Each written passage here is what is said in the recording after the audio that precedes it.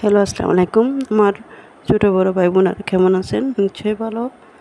এখানে যে আজকে আমি রান্না করব আমাদের চিটাগংয়ের ভাষায় চৈকাট্টা বলে।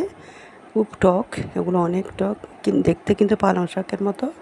পালং শাক সবাই চিনেন। দেখেন আগে একটা ফুল আছে, ওই ফুলটা ফেলে দিয়ে ভালো করে কেটে ফেলতে হবে। এবার আমি সুন্দর করে ভালো মতো বেছে ছোটো ছোটো ফুলগুলো ফেলে দিছি। তারপরে শাকের মতো ছোটো ছোটো করে কুটে ধুয়ে ভালো মতো পরিষ্কার করে রাখছি।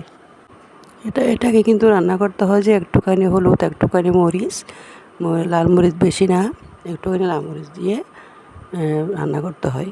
বেশি মরিচ দিলে হয়ে যায়, ওই জন্য বেশি মরিচ না।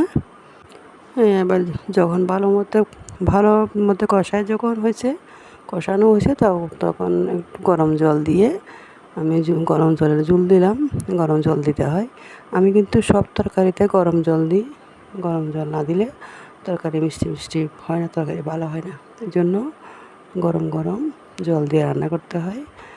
খুব মজা হয়। এটা আলু ভর্তা, যে কোনো ভাজা, এগুলো দিয়ে খাওয়া খুব ভালো। এবার রান্না করে ফেললাম। সৈকাট্টা বলে, এগুলো টক। আমাদের চিটাগংয়ের ভাষায় সৈকাট্টা বলে, টক জাতীয়। অনেক মানে ভাজি, আলু ভর্তা, যে কোনো ভাজার সাথে এগুলো খাওয়া যায়, এমনিতে খাওয়া যায়।